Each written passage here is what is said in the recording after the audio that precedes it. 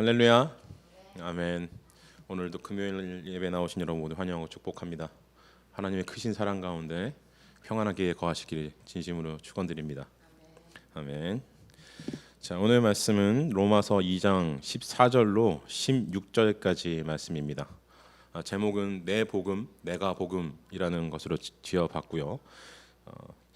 본문 내용을 이제 보면서 우리가 알겠지만 제목에서도 아실 수 있는 것 같이 이제 복음의 중심에 대해서 얘기하는 본문이라고 할 수 있습니다. 복음이 과연 누구를 위해서 있는 것인지, 누구를 중심으로 존재하고 있는지 이걸 좀 돌아보는 시간이 되었으면 좋겠습니다.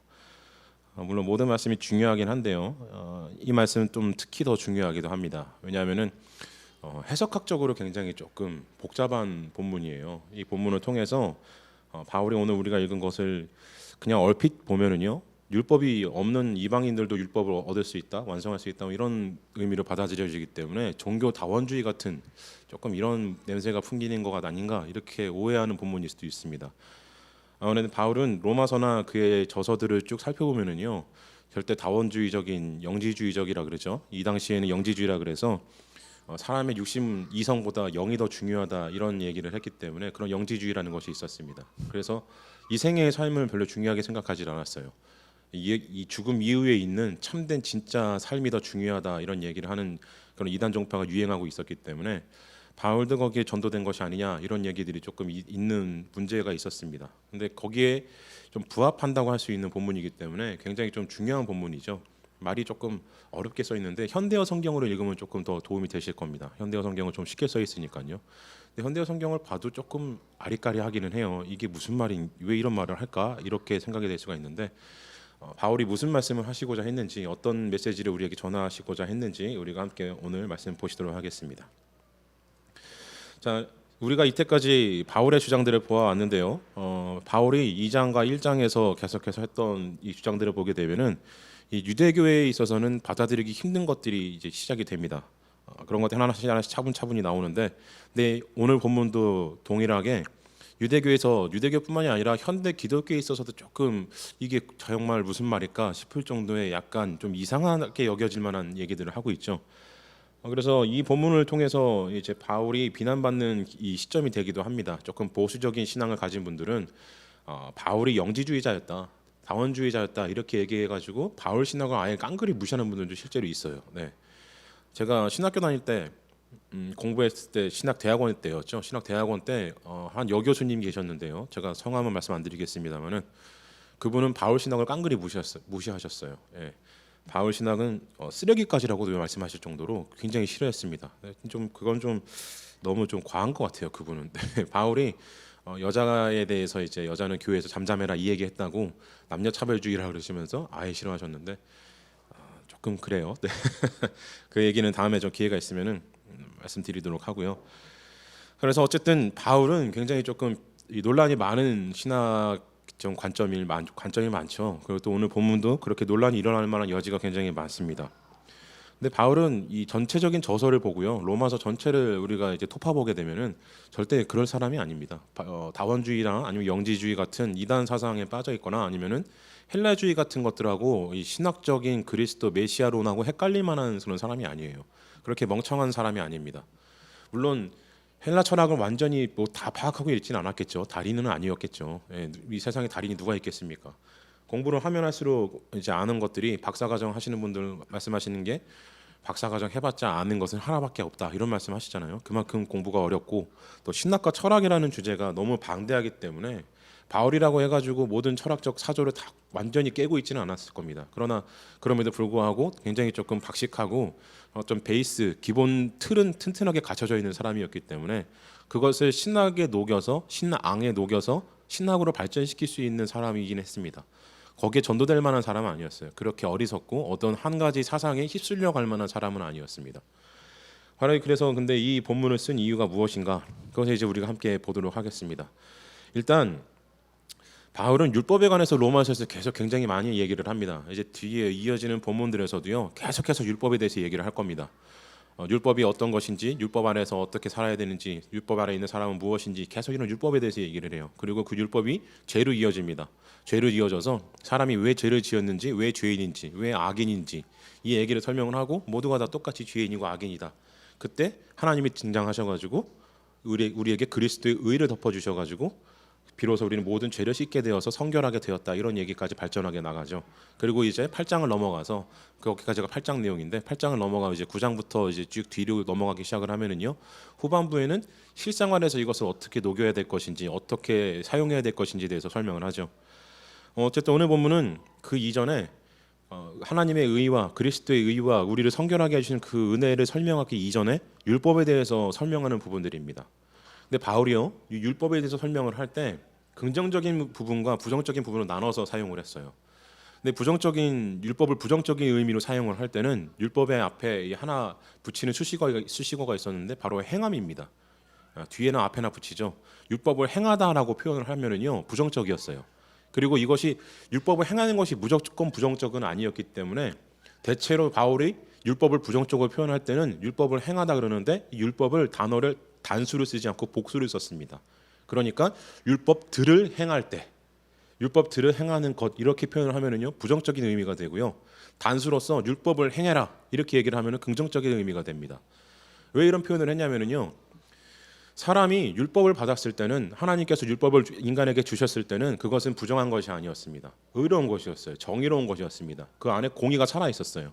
그래서 율법을 행하면은요 하나님의 구원에 다다를 수가 있었습니다. 하나님의 은혜에 다다를 수 있는 힘이 율법 안에는 있었어요. 근데 그것은 율법 자체의 힘이 있는 것이 아니라 율법을 통한 하나님의 의지, 이것을 성이라 그래요. 성의, 성스러운 의지라 그래서 하나님의 의지라 그러는데 하나님의 의지로 심겨두신 그 마음이 율법 안에 녹아 있기 때문에 율법을 지키면서 그것을 깨달아 터득하는 것이죠. 우리로 치면은 뭐 무도가가 무도를 수행하다가 깨닫는 것들이 있잖아요. 최배다 씨 같은 경우에는 이 궁극의 무술의 달인이라고 얘기를 하는데 그 사람이 무술을 연마하고 나서 최종적으로 깨달은 것이 무엇이었는가 그랬더니 사랑을 깨달았답니다. 사람 죽이는 기술을 연마하던 사람이었어요. 일격필살로 사람을 죽이기 위해서 수련하던 사람이었는데 그 사람이 무술을 하다가 궁극의 경지에 다다르니까 무엇을 깨달았는가? 사랑이었구나. 이걸 깨달았답니다. 신기하죠? 저도 깜짝 놀랐는데 그 얘기 듣고 어쨌든 최배다 씨가 그렇게 했듯이 사람이 깨달을 수 있는 이 궁극의 자리, 하나님께서 주신 그 성의의 궁극은 무엇이냐? 그러면은 율법 안에 녹아 있는 사랑이라는 것입니다. 하나님이 이것을 우리에게 주셨을 때는 사랑을 깨달으라고 주신 것이었어요. 그래서 바울이 이것을 얘기할 때 사랑을 깨달아야 하는 율법을 얘기할 때는요 단수를 씁니다. 율법을 행해라. 율법을 통하여서 깨달아라. 이렇게 표현을 하는 것이죠. 근데 부정적으로 쓸 때는요 사람이 율법을 통하여서 그 율법 안에 녹아 있는 하나님의 성의가 아니라 자기의 의지를 찾아내고자 할 때는 율법들을 행한 이렇게 표현을 합니다. 너희들이 왜 율법들을 그렇게 행하냐? 왜 그렇게 율법들을 행하면서 살고 있느냐? 이렇게 물어볼 때는요 율법을 자기 의지대로 쓰고 있다는 겁니다. 왜 단수와 복수가 차이가 나냐면요 하나님이 의지를 담아 주셔가지고 우리에게 주신 율법은 하나입니다. 여러 가지 조문들이 아니에요. 율법 하나입니다. 그것을 깨달으면요 율법 전체가 하나로 묶여져서 율법의 완성이신 예수 그리스도까지 도달할 수가 있는 것이죠.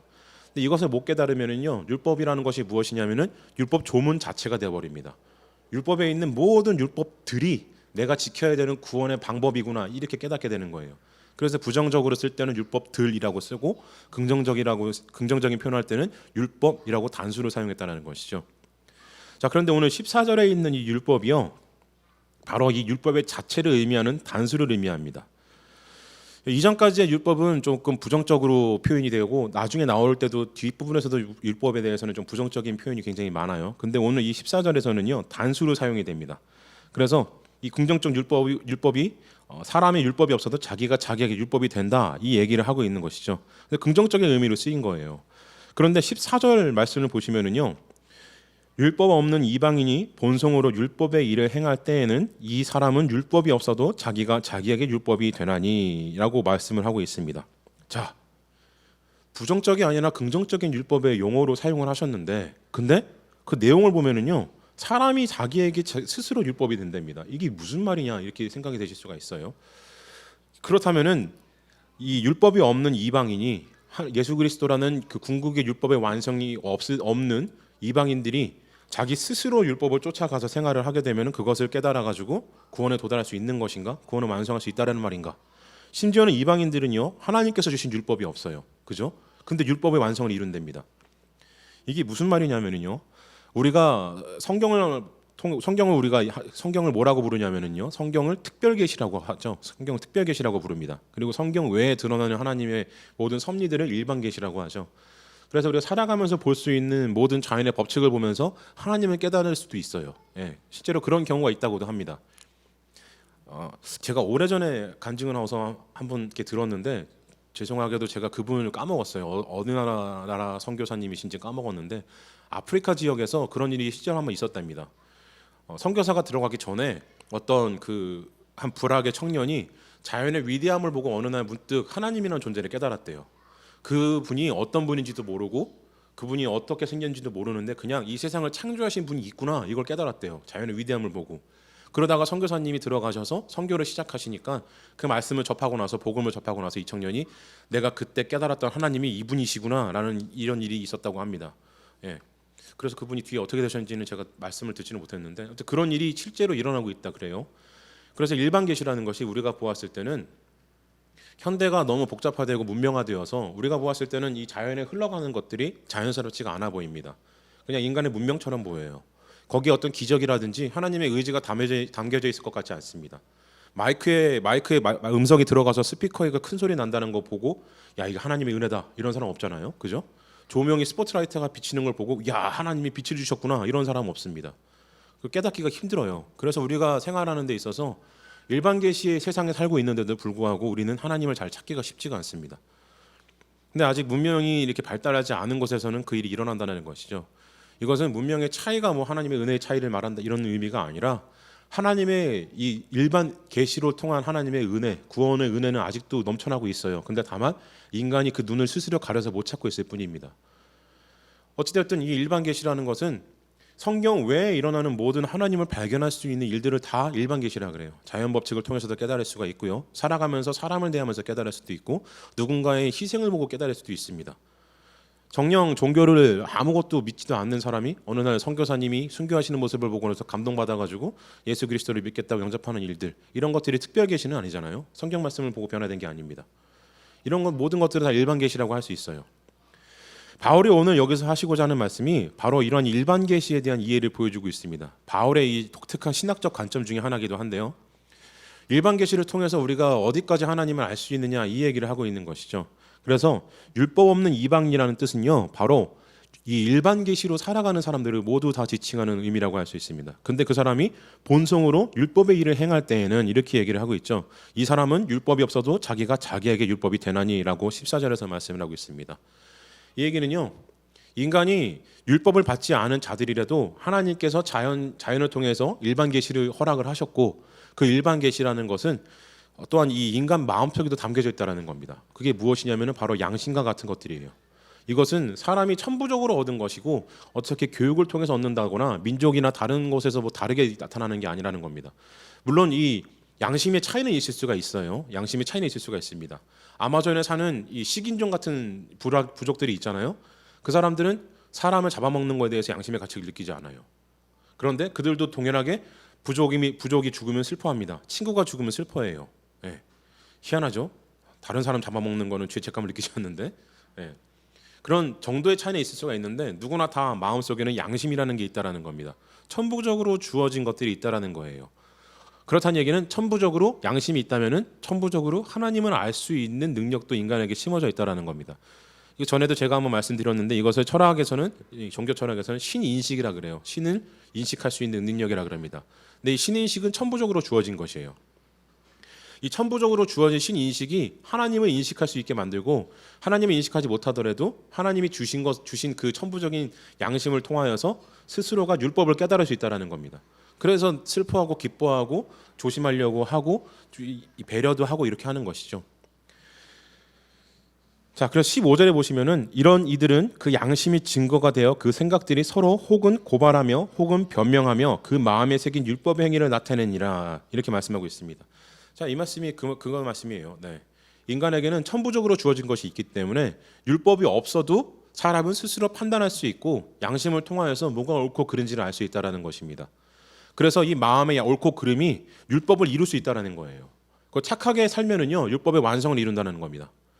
스스로 율법 앞에서 허물이 없어요. 율법에서 명하신 모든 것들을 다 지켜 해냈다고 생각을 해봅시다. 이방인이. 그렇다면 그 사람을 향해서 우리가 너는 죄인이다라고 얘기할 수 있는가? 이것을 물어보고 있는 거예요. 그럼 바울은 그렇지가 않다라는 것입니다. 죄인이 아니라는 거예요. 예. 물론 죄인이 아니라고 해가지고 진짜 죄인이 아닌 건 아닙니다. 인간으로서 할 수 있는 깨끗함과 성결함을 얻었지만 궁극적인 회개는 없었어요. 그죠? 예수 그리스도를 통해서만이 할 수 있는 회개가 있는데 십자가에서 우리를 대속해 주신 그 원죄를 덜어내는 그 우리 회개가 있는데 일반 계시는 거기까지 도달할 수가 없습니다. 바울이 이걸 모르지 않았어요. 바울이 이걸 알고 있었기 때문에 예수 그리스도를 통하지 않고서는 이 궁극의 구원에 도달할 수 없다라는 것을 알고 있었기 때문에 이 얘기를 했을 때는요. 율법이 없어도 예수 그리스도가 없어도 구원에 도달할 수 있다 이 얘기를 하는 것이 아니라 인간이 율법이 없어도 궁극의 성결함까지는 도달할 수 있다라는 겁니다. 그래서 우리가 다른 종교에도 해탈하는 분들이 계시잖아요. 예, 있습니다. 실제로 있어요. 신의 영역에 도달하는 사람들이 있어요. 예, 그분들을 부정할 수는 없습니다. 평생을 거쳐가지고 그 사람들은 자기의 길을 나름대로 닦은 거예요. 바울이 말씀하시는 것도 바로 이런 겁니다. 사람이요 궁극의 성결함에 도달할 수 있어요. 인간이 이룰 수 있는 것은. 그런데 그 너머에 있는 성결함에 도달하지 못한다라는 것이죠. 쉽게 표현을 하면은요, 인간이 이룰 수 있는 성결함이라는 것은 인간은 원래의 모습인 순수함까지는 도달할 수가 있습니다. 근데 그 순수함 이유를 넘어서야 돼요. 왜냐하면은 순수함 가운데 죄를 지었기 때문에 이 인간의 범주를 벗어나는 성결함을 얻어야지만이 비로소 우리는 구원에 도달할 수 있는데 이것이 도달할 수 있는 것은 인간의 능력이 도달할 수 있는 것은 여기엔 도달할 수가 없어요. 신의 영역에 닿았지만 신의 영역 안으로 들어갈 수가 없습니다. 그래서 그것을 신의 영역까지로 끌어주시는 분이 바로 누구시냐? 예수 그리스도시죠. 이제 바울이 그 얘기를 하기 위해서 지금 여기다가 이 베이스를 깔아놓는 겁니다. 복선을 깔아놓는 거예요. 뒤에 가서 이제 얘기가 더 진행되겠지만은 자 그래서 자 15절에 보시면은요 바울이 양심에 대해서 얘기를 해요. 그 양심이 그렇게 표현을 하고 있죠. 근데 이 말씀은요 14절에 본성하고 짝을 이루는 말입니다. 자, 이 양심이 본성이라고 표현하려고 하는 게 아니라 사람에게 있어서 양심이라는 것은요 이 본능적으로 해야 된다. 그러니까 착하게 살아야 되는 것이 인간의 본능이다. 이런 얘기를 하려는 게 아니라 아까 제가 말씀드린 천부적으로 주어진 것이다라는 걸 설명하고 있는 겁니다. 양심이라는 건 천부적으로 주어진 것이기 때문에 이것을 부정할 수가 없어요. 그러니까 쉽게 얘기를 하면은요 유대인들이 우리만 선하다, 기독교인들이 우리만 옳다 이렇게 얘기하는 게 옳지 않다라는 겁니다. 이렇게 할 수 없다라는 거예요. 인간에게는 천부적으로 주어진 선함이 있기 때문에 나만 옳다, 나만 선하다, 나만 깨끗하다 이런 얘기를 할 수 있지 않다라는 겁니다. 또한 한편으로는 또 하나 더 말씀하시는 것은 예레미야서 31장 33절에 이런 말씀을 하셨어요. 그러나 그날 후에 내가 이스라엘 집과 맺을 언약은 이러하니 곧 내가 나의 법을 그들의 속에 두며 그들의 마음에 기록하여 나는 그들의 하나님이 되고 그들은 내 백성이 될 것이라 여호와의 말씀이니라 라고 말씀하셨고 이사야 51장 7절에서는요 의를 아는 자들아 마음에 내 율법이 있는 백성들아 너희는 내게 듣고 그들의 비방을 두려워하지 말라 사람의 비방에 놀라지 말라라는 말씀을 하고 있습니다. 자, 이 두 구절이 가리키는 것은요 하나님께서 마음을 주시고 율법을 주시고 그리고 우리에게 은혜를 주셨는데 그것을 어디에 심어 두셨냐면은 성경 조문이 아니라 성경 율법 조문이 아니라 우리의 마음 속에 숨겨 두셨다라는 겁니다. 우리 양심 속에 새겨 두셨다라는 거예요.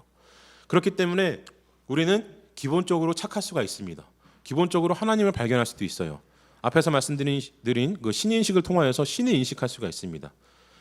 신을 믿지 않는 자가 무신론자들 많죠. 무신론자가 착하게 살다고 하면은요. 그 사람들은 부정하겠습니다만은 우리 기독교 개신교에서 이 성경 로마서를 통해서 보면은 그 사람이 착하고자 하는 마음조차도요 하나님을 부정하는 사람의 그 착한 마음씨조차도 하나님이 주셨다라는 거예요. 그가 선하게 살고자 하는 노력을 누가 주신 것이냐? 하나님의 성품을 닮았기 때문에 그렇다는 겁니다. 인간이 살아가는 데 있어서 착하게 사는 것 그리고 선한 모습을 찾아가는 것은 그냥 인간이 혼자 이룬 것이 아니라 하나님과 더불어서 이루어졌다라는 것이죠. 이것을 설명하는 것이 15절에 또 나오는데요. 15절에 후반부에 보시면은 그 마음에 새긴이라고 표현하고 있죠. 자, 마음에 새긴이라는 표현은요 자기 스스로 새긴 걸 의미하지 않습니다. 누군가 새겨준 걸 의미해요. 누군가 새겨주셨다, 누군가 새겨주었다 이런 뜻을 가지고 있습니다. 곧 사람의 본성인 양심은요 천부적으로 주어진 착한 마음은 율법을 이룰 수 있을 정도로 이 순결한 순수한 마음은 하나님께서 주신 거라는 겁니다. 인간이 태초에 지어졌을 때 순수한 마음, 그것을 의미하는 것이기도 해요. 예, 다윗이 아니 죄송합니다. 아담과 하와가 지켰으면은 지금까지도 우리들에게 주어졌을 그 순수한 마음, 그냥 순수하기만 했을 수 있었던 그 마음, 그 모든 것은 인간 모두에게 주어졌다라는 것이죠. 하나님께서 새겨 주셨다라는 겁니다. 자, 이를 통해서 인간은요, 하나님께 흡족한 모습을 드릴 수가 있게 되는 거예요. 마음속에 하나님을 알고자 하는 마음, 하나님께서 새겨주신 그 기본적인 천부적인 양심이 있기 때문에 하나님의 마음에 흡족한 삶을 살 수가 있습니다. 그래서 이 삶을 살았을 때, 내가 나름대로 열심히 삶을 살았을 때 하나님 앞에 가서 16절에서 말씀하신 것처럼 곧 나의 복음의 이름과 같이 하나님이 예수 그리스도를 말미암아 사람들의 은밀한 것을 심판하시는 그 날이라 라고 표현하고 있는데, 그 날에 하나님께 가서 고발하고 옥신각신할 수 있다는 거예요. 이게 뭐냐면 하나님과 다툰다는 의미가 아니라, 하나님 제가 이렇게 살았는데요, 착하게 살았는데요, 지금 와서 보니까 율법이라고 명하신 것을 다 지키면서 착하게 살았습니다. 저 어떻게 가명 안 되겠습니까? 이럴 수 있다는 겁니다. 뭐 바울이 그렇다고 해가지고 가명 얘기는 안 했어요. 가명은 제가 그냥 붙인 겁니다. 조밀 MSG 친 거예요. 그렇게 할 수 있다는 거예요. 하나님 앞에서 정상 참작의 여지가 있다는 겁니다.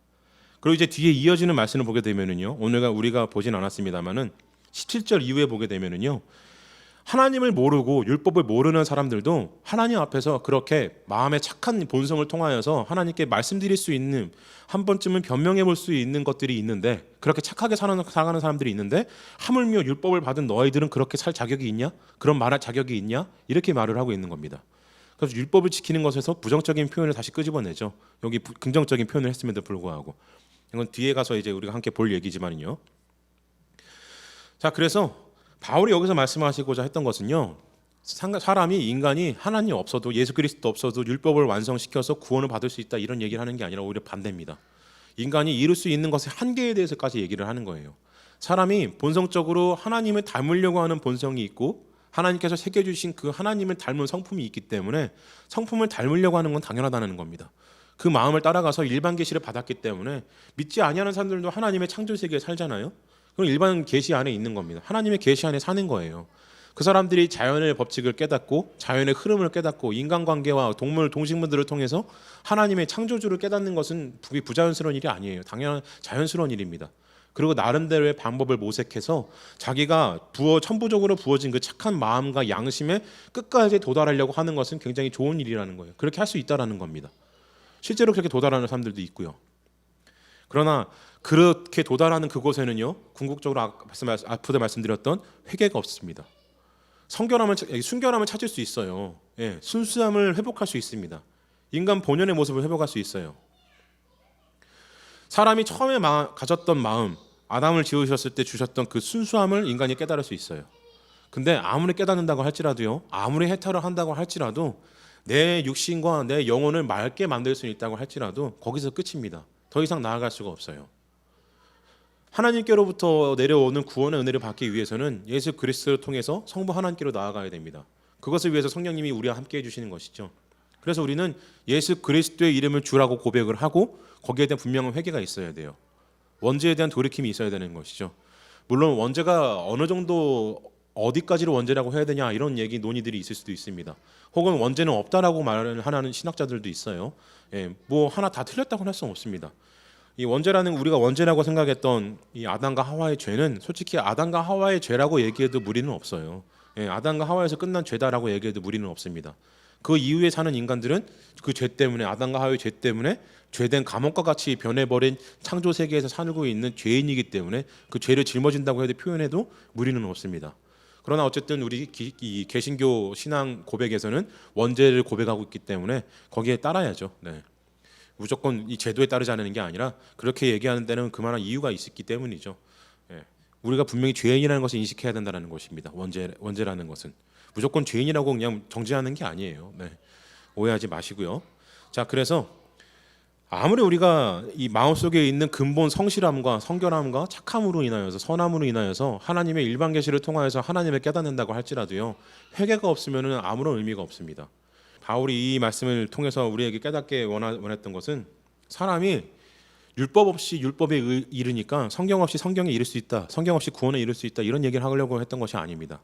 사람이 성경이 없어도 율법이 없어도 하나님이 원하시는 모습까지 도달할 수 있다는 것을 보여주고 있는 거예요. 그래서 굉장히 중요한 얘기를 하고 있는 것이죠. 왜냐하면요, 로마서 우리가 앞에서 읽었던 2장 11절에서 뭐라 그러셨냐면은 이는 하나님께서 외모로 사람을 취하지 아니하심이라라는 말씀과 굉장히 일맥상통하는 내용이기 때문입니다. 바울이 율법을 통해서 추구하고자 했던 것은 율법 조문을 지키는 자체가 아니라 율법 자체가 아니라 율법 안에 담긴 하나님의 사랑과 의지라고 제가 말씀을 드렸죠. 그런데 율법이 없는데 율법의 의지를 깨달은 사람이라고 한다면은 율법 조문만을 지키는 사람과 율법의 의지를 깨달은 사람, 율법 안에 담겨져 있는 하나님의 사랑을 깨달은 사람과 둘 중에 더 누가 옳게 깨달은 것이냐, 이것을 생각해 보게 되면은 바로 후자가 되죠. 율법이 없이 율법의 의지를 깨달은 사람이 더 많이 깨달은 사람입니다. 더 좋게 훌륭하게 깨달은 사람이에요. 바울이 이 얘기를 한 것은요, 율법 없어도 구원받는다 이 얘기가 아니라 하나님께서는 외모로 사람을 취하지 아니하시기 때문에 율법을 잘 지킨다고 해서 구원을 주시는 것이 아니라, 율법이 없는 이방인이라고 해서 구원을 주시지 않는 것이 아니라 하나님의 마음에 합한 자에게 구원을 주신다, 이 얘기를 하기 위해서 이 얘기를 하고 있는 겁니다. 지금 우리가 이 구절만을 세 구절만을 딱 잘라서 보았기 때문에 아직 좀 내용이 조금 붕 뜰 수가 있는데, 바울이 뒤에가 흘러가는 내용들과 그리고 앞에 우리가 보았던 내용들을 접목시키면은요, 바로 이 결론이 나와요. 하나님은 외모로 사람을 취하지 아니하시고 모든 사람을 동등하게 여기시는데 율법이 없는 자들도 동등하게 여기신다라는 겁니다. 이방인도 동등하게 여기신다라는 거예요. 바로 우리들이죠. 이방인이잖아요. 유대인들이 봤을 때 우린 이방인들입니다. 동등하게 취급하신다라는 거예요. 다르게 생각하지 않으신다라는 겁니다. 그들에게 동일한 은혜를 주시고 동일한 구원을 주시는 하나님.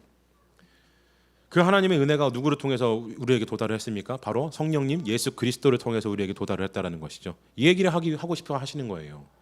곧 율법을 받았다고 해서, 율법을 받아서 그 율법 조문을 달달달달 외우고 지킨다고 해서 하나님이 기뻐하시지 않는다라는 겁니다. 그 율법이라는 것은요, 보잘것 없다라는 거예요. 예수 그리스도가 없으면은 그냥 율법들로서 부정적으로 사용하면은 아무 의미가 가치도 없다라는 겁니다. 율법이 없어도 그 율법은 누구나 할 수 있는 정도야, 이렇게 얘기를 하고 있는 거예요. 유대인들아, 너희들이 율법을 지킨다고, 그 율법을 받았다고 선민이라고 자랑스럽게 생각을 하는데, 그 율법이라는 것은 율법이 없는 자들도 하나님께서 본성 안에 심어두신 그 양심만으로도 찾을 수 있는 거다, 이 얘기를 하고 있는 거예요. 굉장히 충격적인 얘기를 하고 있는 거예요, 유대인들에게. 바울은 맞아 죽어도 이상하지 않은 얘기를 하고 있는 겁니다. 예.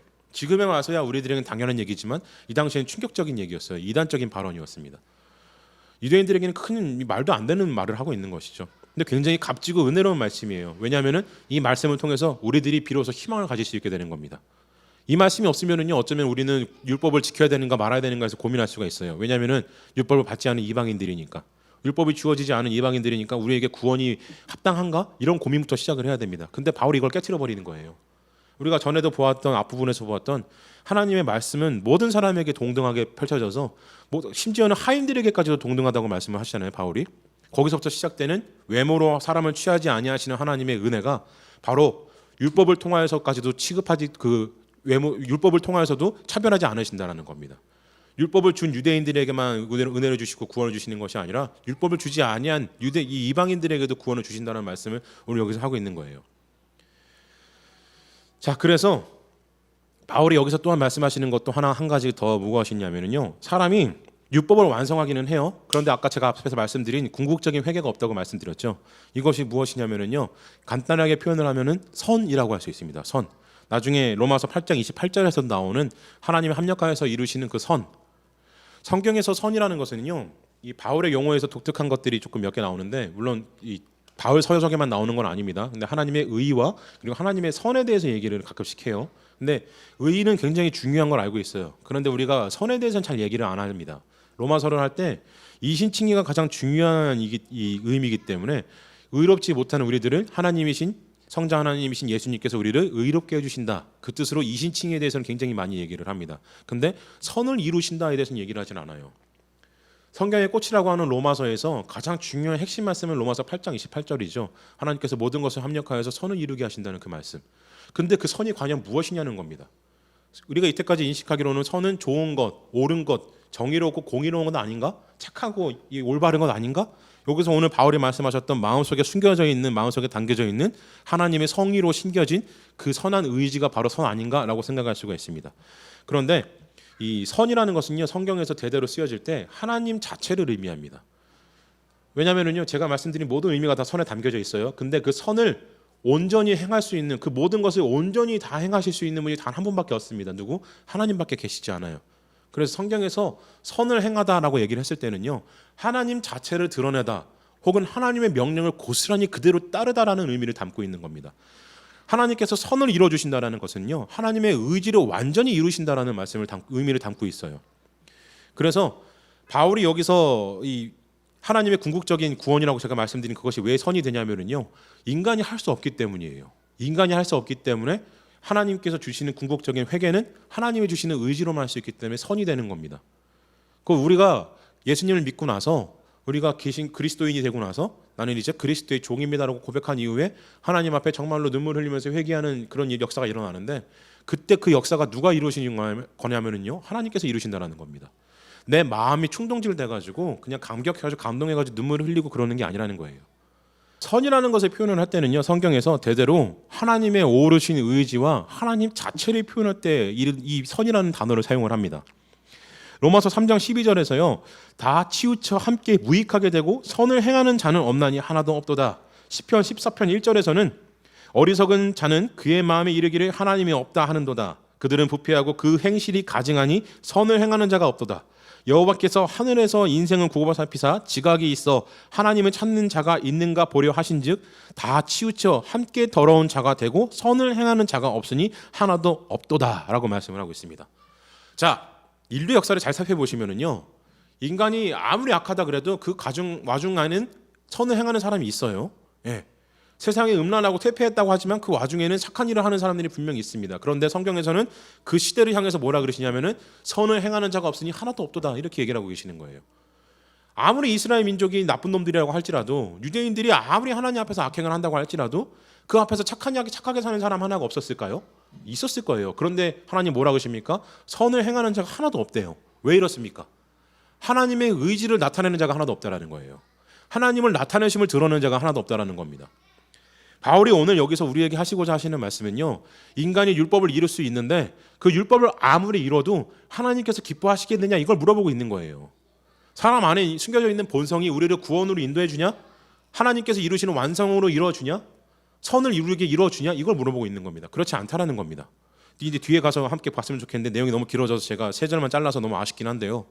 세 절만 잘라서 보면 이게 좀 설명이 조금 어렵긴 합니다. 제가 아쉽긴 한데, 근데 어쩔 수가 없어요. 뒤까지 붙여서 하면은 아마 한 2-3시간 해야 될 것 같아요. 그래서 바울이 여기서 인간이 율법 없는 인간의 본성으로 율법의 완성에 도달할 수 있다, 율법에 도달할 수 있다 얘기를 한 것은요, 인간 안에 착한 마음이 분명히 있다라는 겁니다. 하나님의 뜻에 부합하는 것들이 분명히 있다라는 거예요. 그런데 그것이 선한 것은 아니라는 겁니다. 굉장히 중요한 말씀을 하고 있는 것이죠. 그래서 16절에 이렇게 말씀하시는 거예요. 곧 나의 복음의 이른 바와 같이 하나님이 예수 그리스도로 말미암아 사람들의 은밀한 것을 심판하시는 그 날이라. 언젠가는 그 착한 마음, 선한 마음, 율법에 도달했던 그 본성들도 다 심판대 앞에 서게 된다는 겁니다. 이상하죠? 심판대 앞에 서는 날 얘기할 필요가 없어요. 만약에 바울이 정말로 율법으로 완성할 수 있다고 얘기를 했다면은, 율법으로 구원에 도달할 수 있다라고 생각을 했다면은 심판이 아니라 예수님께서 다시 오실 그날 율법이 없이 율법을 완성한 자들도 기쁨으로 함께 그 자리에 참여할 것이다, 이렇게 표현을 했어야지 옳을 겁니다. 그런데 바울이 뭐라 그래요? 심판 날에 그것을 옳은지 아닌지 따지게 될 거라고 얘기를 하고 있는 겁니다. 이 얘기는 결국에는 율법이 사람을 그 구원으로 인도하지 못한다라는 거예요. 율법 자체에게 힘이 있어요. 그런 힘이 있습니다. 그런데 율법들만을 행하는 자들에게는 그렇게 힘이 없다라는 겁니다. 그리고 율법이 없이도 율법을 완성한 자들에게도 동일하다라는 거예요. 그들이 율법을 아무리 완성했다고 할지라도 예수 그리스도를 통하지 않고서는 심판대에 갈 수밖에 없는 것이다, 이 얘기를 하고 있는 겁니다. 결국엔 도달할 수 있는 그 한계가 분명하다는 걸 얘기해주고 있는 겁니다. 사람이 이룰 수 있는 것은 분명한 한계가 있는 거예요. 바울이 바로 이 말씀을 하고 있는 겁니다. 자, 그런데 여기서 16절에 독특한 표현이 하나 나와요. 맨 앞에 보시면은 곧 나의 복음이라고 표현하고 있죠. 좀 신기해요. 왜 예수 그리스도의 복음이라고 표현하지 않았을까? 다른 곳에서는 예수 그리스도의 복음이라고 표현한 부분들이 있는데 왜 여기서는 나의 복음이라고 얘기를 했을까? 이를 통해서 이제 사람들이 이렇게 나누기를 합니다. 바울은 예수 그리스도의 라이벌 같은 존재였다라고 생각하는 분들도 계세요. 근데 여기서 나의 복음이라고 얘기를 한 것은요, 바울이 예수님을 라이벌로 여기거나 아니면 예수님과 다른 복음을 세우기 위해서 얘기한 것이 아닙니다. 제가 로마서 이 공부를 하면서 깨닫는 것은요, 어떻게 이렇게 예수님의 말씀하고 똑같은 얘기를 할 수 있을까? 예수님의 관점과 어떻게 이렇게 닮아 있을 수 있을까? 볼 때마다 놀래요. 예. 예수님의 말씀하신 것을 정말로 쫙 풀어서 설명하는 사람이 바로 로마서 바울입니다. 대단한 사람이에요. 근데 왜 나의 복음이라고 표현을 했을까? 이것은요, 바울이 다른 복음을 세운 것이 아니라 복음으로 사는 것이 그 사람의 삶의 자체가 되어버렸기 때문에 분리되어 있지 않은 겁니다. 복음이 나의 복음이 되어버린 거예요. 예수 그리스도의 복음이 나의 복음이 되어서 예수 그리스도의 삶이 나의 삶이 되어버린 겁니다. 그래서 바울은 과감하게 얘기할 수 있었어요. 나의 복음이라고. 예수님의 복음은 떨어져서 내가 설명만 하고 지켜야 될 율법 조문이 되는 것이 아니라 나의 삶 자체가 되었다. 그래서 나의 복음이라고 표현을 하는 겁니다. 여기서 율법과 복음의 차이가 드러나죠. 바울이 바라보았던 율법은요, 부정적으로 얘기해 표현한 그 율법은요, 유대인들이 따라왔던 그 율법은 자기들이 항상 피상적이었어요. 분리되어 있는 거였습니다. 삶 자체가 아니었어요. 율법을 삶에 녹아내는 게 아니라 조문을 달달달 외우고 맨날 써가지고 이 옷깃에 붙여가지고 보면서 율법 이러고 다닌 거예요. 율법 뭐 어겼나? 내가 뭐 잘못했지? 이거 안 지킨 거 아닌가? 이렇게 맨날 이렇게 사는 겁니다. 근데 바울은 그렇지가 않은 거예요. 예수 그리스도의 삶이 자기 자신이 되어버렸어요. 걸어가는 것도 사는 것도 먹는 것도 요한계시록에서 예수님께서 말씀하셨던 것 같이 함께 먹고 함께 자고 함께 사는 게 바울이 되어버린 겁니다. 예수님 자체가 복음이신데 그 예수님이 자기와 함께 하시고 자기 자신이 예수님과 같이 되어버렸으니까 복음이 분리될 수가 없는 거예요. 예수님을 자기 안에서 뜯어낼 수가 없는 겁니다. 그냥 예수님 안에 들어가 버린 거예요. 그래서 접붙임이라고 그러는 거죠. 예수님이 붙어버렸어요. 십자가에 붙어버린 겁니다. 그러니 복음이 십자가가 나에게서 떨어진 게 아니라 내 십자가입니다. 내 복음인 거예요. 내가 감당해야 될 겁니다. 바울이 이 말씀하고 있는 거예요. 나의 복음이라는 것이 다른 어떤 종교를 만들어낸 것이 아니라 다른 복음을 얘기하는 것이 아니라 예수 그리스도의 복음이 내 것이 되어버렸다. 예수 그리스도의 삶이 내 삶이 되어버렸다. 이 얘기하고 있는 거예요. 엄청나게 감동스러운 얘기를 하고 있는 겁니다. 굉장히 짤막한 고백이지만 나의 복음이라는 이 한 단어 가지고 저는요 얼마나 감동했는지 몰라요. 이 성경 말씀을 읽으면서 얼마나 감동했는지 모릅니다. 그냥 나의 복음이라는 단어가 눈에 띄었어요. 왜 나의 복음이라 그랬지? 가만히 생각을 해보고 바울이 쓰신 성경들을 돌아보니까 바울이 결코 그럴 분이 아닌데 다른 얘기를 하실 분이 아닌데 왜 그러셨을까? 고민을 하고 책을 읽는 가운데 깨달은 게 바로 이겁니다. 이게 바로 나를 부정하고 예수 그리스도의 십자가로 사는 사람의 삶이구나. 이걸 깨달은 거예요. 바울이 오늘 율법에 대해서 말씀을 하시면서 나의 복음이라고 얘기를 하는 이유가 무엇이 있냐면요. 율법으로 아무리 이 사람이 선하게 산다고 할지라도 하나님께서 주신 천부적인 선함으로 인하여서 착함을 추구한다고 할지라도 그것이 구원으로 우리를 인도해 주지 못하고 율법을 완전히 아무리 이룬다고 할지라도 그 율법이 나의 삶이 되지는 못한다는 겁니다. 내가 아무리 이룬다고 할지라도요, 그 착함은 그냥 인간의 착함이에요. 구원도 아니고 신적 착함도 아니고 신적 선함도 아닙니다. 하나님의 의지가 아니라는 거예요.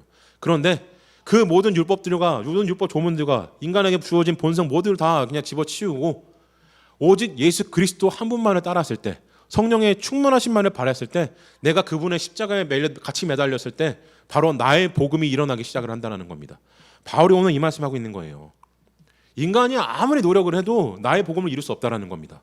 인간이 아무리 노력을 해도 하나님의 그 궁극적인 선하심에 다가갈 수 없다는 거예요. 하나님이 새겨주신 선함이 있기는 하지만 하나님이 새겨주신 선함이에요. 하나님의 선함이 아니라.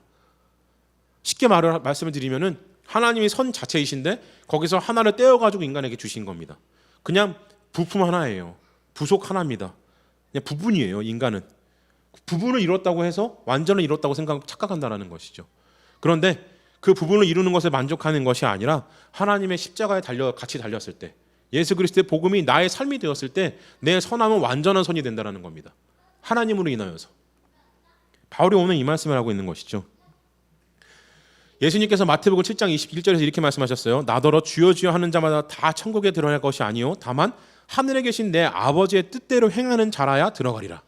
사실 이 말씀이에요. 제가 앞에서 말씀드렸죠. 바울이 얘기하는 게 예수님 말씀하시는 거 똑같이 설명한다고. 바로 이겁니다. 주여 주여 하는 자마다 천국에 들어가지 못할 것이다. 이 말씀이 뭡니까? 율법을 온전히 지키는 자들을 의미합니다. 또 예수님을 믿는 자들에게는요, 예수님을 율법처럼 믿는 자들을 의미하는 거예요.